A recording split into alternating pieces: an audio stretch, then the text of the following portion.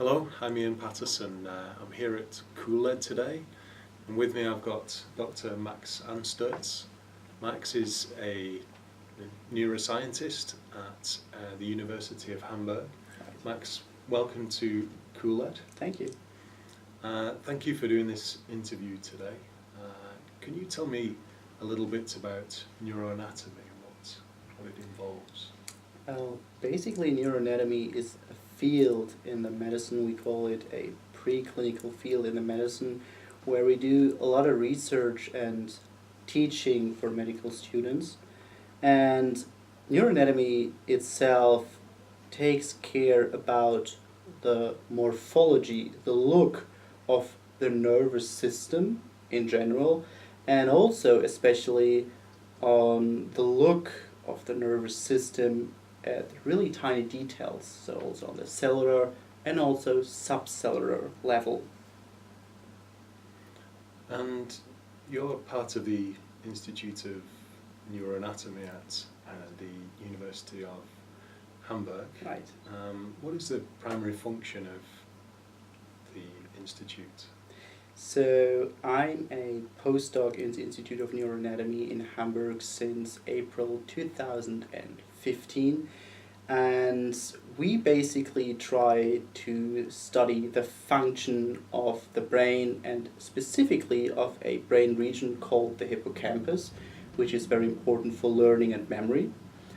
And to find out, we look at the basic shape of the hippocampus, at the cells in the hippocampus, and also at the specific wires of specific cells called dendrites and axons, and how these dendrites and axons behave on specific tasks, on hormones, and how they are altered in disease and under different physiological conditions. Mm-hmm.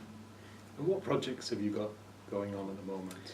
Right now I'm looking at a specific cell type called Cajal cells in the hippocampus, which is known to be really important for the development of brain areas, of the brain itself. It's a really early born neuron which is known to produce a signal protein called reelin. And this protein, or the expression and secretion of this protein, made this type of cell very famous. What I'm trying to find out now is how this cell can contribute to the electrical network of the hippocampus. Mm-hmm. So what the function of this cell in the connection, in the hippocampal connection, could be. Mm-hmm. And how are you going about that? So to study the function of the neuron, I would say, first of all, one has to know where this neuron class could be found and how it looks like. Mm-hmm. So we start with basic morphological properties of a neuron. And especially talking about the neuron, there are those wires, axons and dendrites, showing the potential of a neuron to build a connection with other neurons. Mm-hmm. So I start with common light and fluorescence microscopy, going towards confocal and electron microscopy to find out again the potential and like the area where the cell could act and where the functional output and input of the cell in the area of the hippocampus could be. Mm-hmm.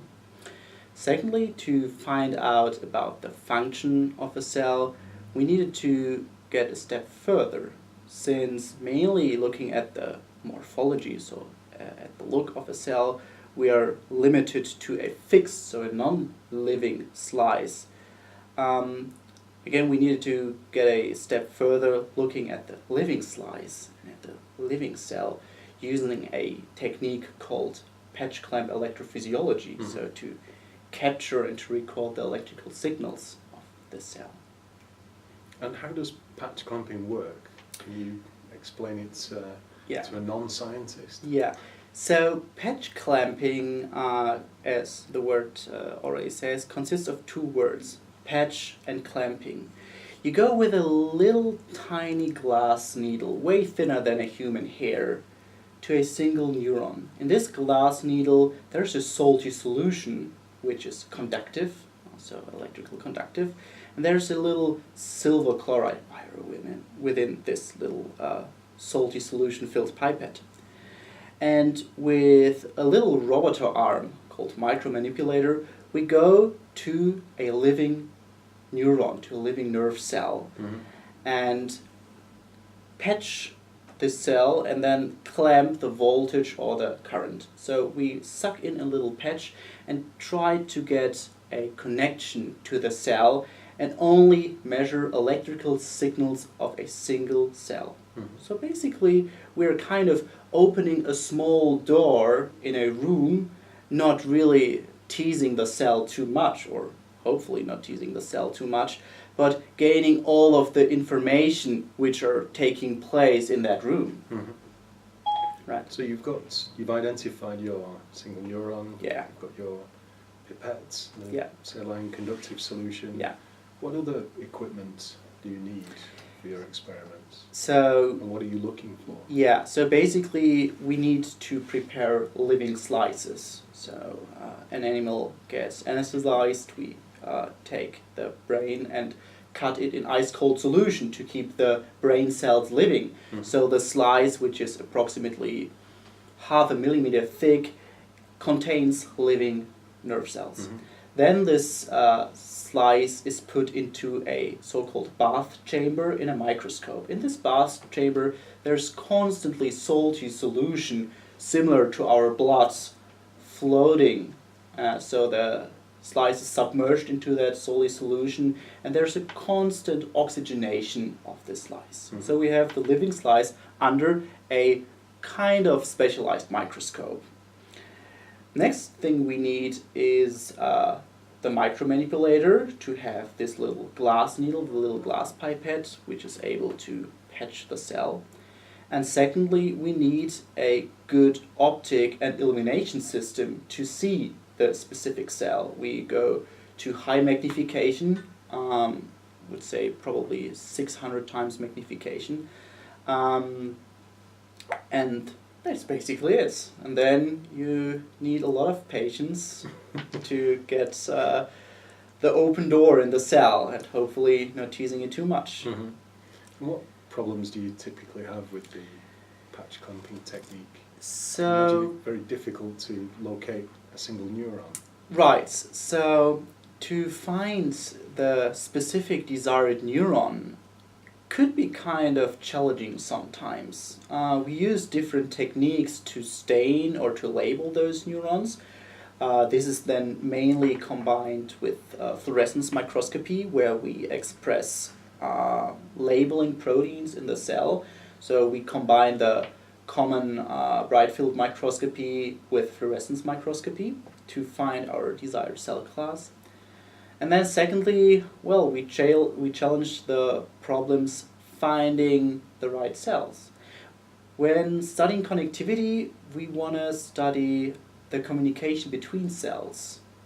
But very often in a cut slice, it could happen that the cells are not connected just by purpose because they don't talk to each other, or because the connection was cut during the preparation process. So it happens very often that we have to try again and again and again to find a communicating a coupled pair. This technique, finding a pair, is called paired recordings. And to find such a pair and to perform a paired recordings has a probability of, I would say, roughly 1 to 3%. So we have to perform like 30 to 100 experiments to find a pair. And then, of course, we need a nice number of recordings to perform some statistics on that. So all in all, it could take up to several months to get a full data set of a connection study of a specific neuron type. And you use light microscopy in your experiments. Can you tell me, this is where you came into contact with our equipment. Right. And can you tell me a little bit about how you involve the CoolLED light sources in your experiments? So first of all, as I mentioned before, we have labeled cells to make it easier for us to see this cell. So in these cells we have specific shining proteins. In our case it's GFP, the green fluorescent protein. So we needed a light source which is on the one hand side versatile enough to give us different wavelengths. So not only GFP, we can have another mouse expressing T tomato, which is then red, and we don't want to buy every time a new LED. Secondly, it must not produce too much heat, which could cause troubles during recordings. And secondly, we wanted the LED to be versatile enough for future experiments where we use a technique called optogenetics. Mm-hmm. Optogenetics came up, I would say, during the last decades more and more, where we can stimulate cells by light, expressing light sensitive ion channels, for example, a channel called generorhodopsin. Mm-hmm. So we don't need to specifically electrically stimulate one cell type. Rather than we could stimulate with light, so contactless, not really teasing the cell, a whole bunch of specific cells. What this allows us to do is that we only need to patch clamp and record from a signal receiving neuron, so only patching one neuron instead of two, Mm-hmm. and not stimulating one cell as in paired recordings, but 100, 200, 300 cells, maximizing or increasing the probability of finding such a connection. Mm-hmm. And to perform these optogenetic experiments, we need to give short and intense light pulses, which is the only technical device I can know of doing that is an LED, or even more a triggerable, fast triggerable LED. Right? So that is when we wanted to build this setup, we looked for an LED and found that CoolLED with the P300 Ultra was building a product giving us different wavelength from blue to green and also red, which is triggerable, which allows us basic fluorescence microscopy, which allows us triggerable, fast triggerable LEDs being used for optogenetics, and reducing our experimental time, not needing to perform PET recordings, but to use optogenetics to find connections. Mm-hmm. Right? Yeah. And how did you find using the CoolLED LED system? Well, basically it was like also like a little research. There are different companies. I basically used Google and talked to colleagues what they use, and then I got to your website. Okay. And yeah, basically it was that, and well, looked at the data sheet fitting my requirements. And then luckily one of your sales representatives came over, showed me the product, and me, and especially more important, my boss was convinced. So that's how we came to your product. And were there any particular features that attracted you to the product? You mentioned about fast triggering, Right. which I believe you've been using the 300 Ultra. Right. So, like, for me, first of all, what was important is that it's easy to install. Right? That it's a whole-in-one product. Not, I don't want it to buy 3 LEDs, trying to merge it to one system, having like a system which is not really easy to use, and where I have to struggle with building up the system, troubleshooting to get the optical pathway right aligned, and so on and so on. So I wanted a whole-in-one product. So that was number one. Number two was a user interface, which is also usable not only for a person who is capable or who has a good technical understanding, but also, for example, for doctoral students who are new to the field. Mm-hmm. And so, especially with this little remote control on the P300 Ultra, it's kind of convenient, Mm-hmm. super simple. And secondly, as This you was the pod. yeah, the little pod, the little Mhm. remote. Well, thirdly, there was this fast switching and single channel triggerable option. So I can easily connect with a TDL cable, with this little BNC cable, from my electrophysiology setup directly to the LED, and furthermore to my CCD camera. So that helped a lot with reducing all the setup work and make it also easy to use for our students. Mm. And would you see this as being beneficial to students, researchers, for other applications? So when I started with, or when I heard about optogenetics, for me it was like, wow, that's fancy. That is what the big shots are doing. Basically, when you get into it, you find out you need the animal system, you need the right tissue, which is mainly commercially available, depending on the promoter you need. And the second thing, when you are an electrophysiologist, when you have that set up, you just need the LED and connect the LED to your system. So after finding out the right settings, it is kind of easy. And the only thing you need to take care is the right wavelength and that the trigger times are reasonable for your experiments, because we're talking about milliseconds, especially like the firing, the action potentials occur in like 1 to 3 milliseconds depending on the neuron type. So you want to have it really fast. Mm-hmm. So that was something important for me, and so the P300 totally met the requirements for me, making it easy to use, fast, and hence I would totally recommend it. Was the intensity control a useful feature? The intensity control, was that a useful feature?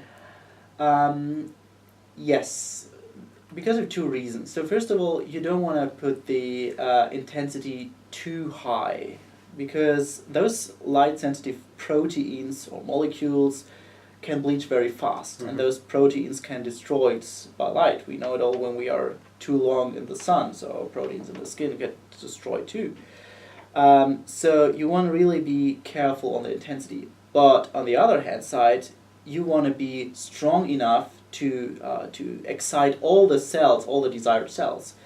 So what I used was the intensity control for was to get the intensity up and up and up to a trigger level where I found, okay, I trigger a certain cluster of neurons, so I get a strong signal, but don't bleach too much. So that helped a lot to not have a binary on-off, and on the opposite, moreover, a controllable LED. And also, again, an easy controllable LED, just pushing the buttons or doing it over the software. Right. Is there any feature that you would suggest that we add into future models? So, as far as I know, I mean, I'm not the oldest electrophysiologist right now, but as far as I know, electrophysiologists don't like fans. I must be honest, I never had issues with the fans of the P300 Ultra, since the fan only switches on when I have high intensities for a longer time. Right? But in case some scientist uses really high intensities, multiple wavelength, the fan could switch on, causing slight vibrations. So that could be an issue, but I need to be honest, never had issues with that. Over doing an experiment over several hours, the fan didn't switch on. So this could be exchanged by the whole passive cooler. Or anything else. I'm totally fine with it by now. And is this something that you would continue to use and recommend to other co-workers in your Oh, field of research? I already tried to convince a second and a third one, not only for electrophysiology, but also for our fluorescence microscope, since our mercury bulbs are running out, and well, it's kind of a mess to waste, to discard them. Yeah, and the thing is, having 3 wavelengths allows me to keep it for a longer period of time, because right now I'm using 1 wavelength at a time. When there are new and more easier available animal models combining excitation and inhibition with light at the same time using 2 wavelengths, I have the product. So I'm not sure about the 3rd wavelength right now. This would be important for me for basic fluorescence microscopy to have different wavelengths. But like having a 2nd wavelength, like 1 or 2 years when we have the relevant project running, I don't need to buy a new LED. So yeah, that was honestly one of the main reasons to buy this hole-in-one P300 Ultra, having more than 1 LED in the whole system, not needing to set up it again, or dismount and remount, buying a new LED and sell the old one. So we're set up for the future. Let's say like that. That's great. Yeah. Max, thank you very much for your time. Really appreciate it. All right.